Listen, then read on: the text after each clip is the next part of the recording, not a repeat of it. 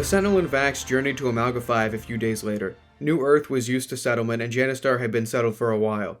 The Sentinel and Vax were at Amalga 5 to help with the newcomers. They stood together on a cargo ship, sailing through the young oceans of Amalga 5 with voyagers. They planned on discovering land, and although the Sentinel and Vax both had time machines and access to teleportation and spaceships, they decided instead to come with the people moving in. The Sentinel mapped as he went, not as a means of mapping the planet professionally, but as a hobby. Amalga 5 was his creation, and he wanted to understand it himself. The seas grew choppier as the ship sailed along, and the bright yellow moon in the sky soon became hidden behind clouds.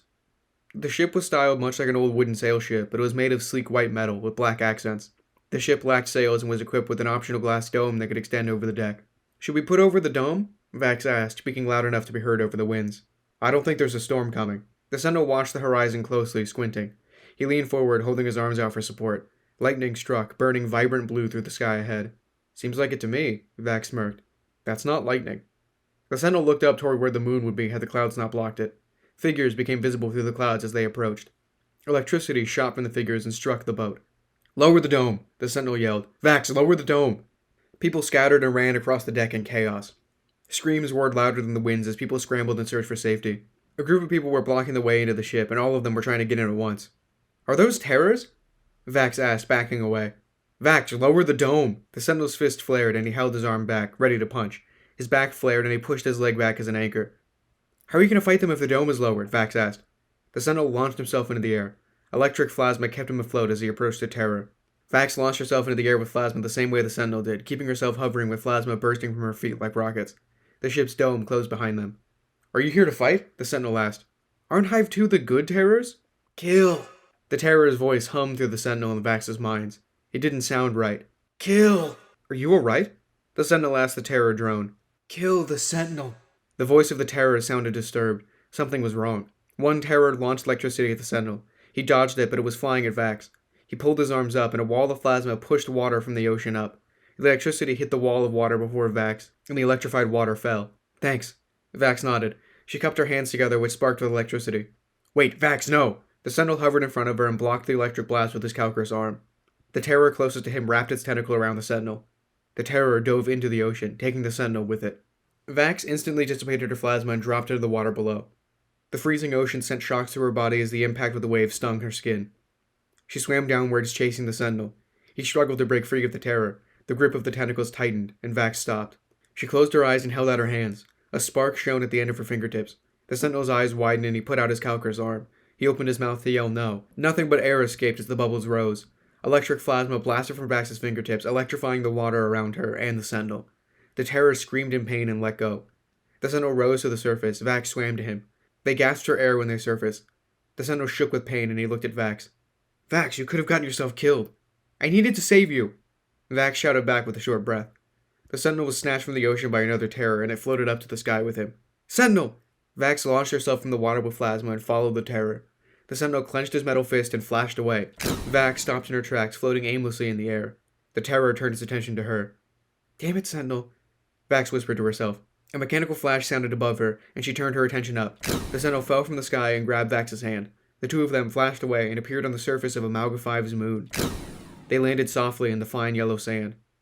Vax stood up and stared into the sky at Amalga 5, amazed by its beauty. She shook her head, remembering what was happening. "Sentinel, where are we?" "Amalga's moon," he answered. "Home of the Terror's second hive." The Sentinel looked over the horizon. They were supposed to be the good guys. A massive worm burst through the ground ahead of them. It screamed as it rose, turning its head toward the Sentinel and Vax. Its face was heavily armored in a plate of chitin, the sides sharpened and curved like a battle axe. Its 5 eyes stared with intensity at the two. It was breathing heavily and twitching its many insect-like legs that armored the side of its body like articulated ribs of external bone. It spoke with its fanged mouth. "Leave this place!" "Sentinel, what is that?" Vax stepped back. "I'm guessing that's the hive mind." The Sentinel stepped back too, confused as to the sudden change in temperament of the terrors. "Let me die in peace!" the voice shrieked. "This isn't right," the Sentinel noticed. "Who did this to you?" he asked the massive centipede worm creature. "The man with the remote." The terror lowered its body, groaning and wailing in pain. "Ray," Vax squinted. "What do we do?" she asked the Sentinel. "I have no idea," he admitted.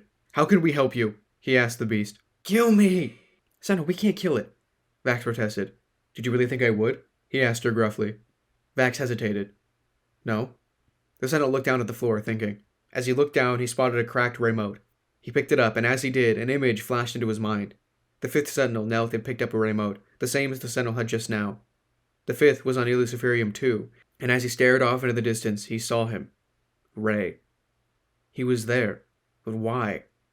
Sentinel, what exactly are you planning on doing with that? Vax asked. The Sentinel didn't answer, and he pointed the remote at the hive mind beast. He pressed the button and twisted the remote slightly. The beast calmed down, and its 5 eyes looked up at the Sentinel. Thank you. It spoke. The Sentinel dropped the remote and crushed it under his foot. I'm forever in your debt, Sentinel. The hive mind spoke. Thank you, truly.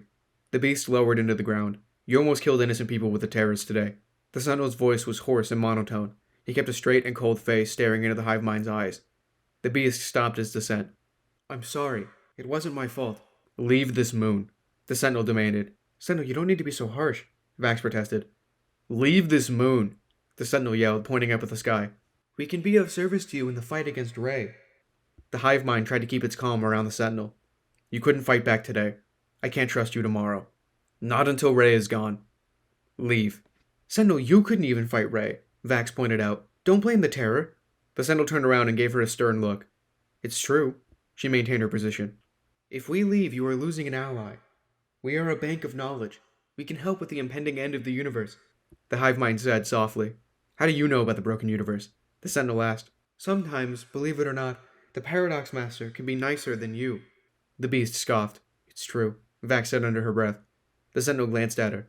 Sometimes being the key word, Vax added. We will leave to keep your kind safe, but if you need help, we will make ourselves available. The worm-like hive mind flew into the air, and terrors followed it into space. Vax looked toward the Sentinel. She stared into his eyes as he gazed up to the stars, not noticing her stare. Should we get back to the boat? She asked after another moment passed. The Sentinel looked down at her. He kept his gaze for a moment before speaking. Yes. The two of them flashed away and appeared on the deck of the ship. The dome had already been lowered and the people had settled. They were pleased to see the Sentinel and Vax return. We're safe, the Sentinel assured the people. He looked up to the sky, staring at the moon only barely visible through the clouds. For now. He wondered where Ray could be. What's the trip progress like? Vax asked a passenger near her. We're almost to the east coast of Canam. The person responded. Canam? They're already naming places? The Sentinel looked out over the ocean. He saw a sliver of land on the horizon. When they landed, the people were eager to get off and move into the blooming coastal town. The Sentinel and Vax stayed behind on the ship, watching over the people running to their new homes in excitement. Want to head to the bar? Vax asked the Sentinel. In your spacesuit? He questioned. Do you wear that thing everywhere? Vax chuckled. I like it. She walked ahead of the Sentinel. The Sentinel hesitated, but followed after her.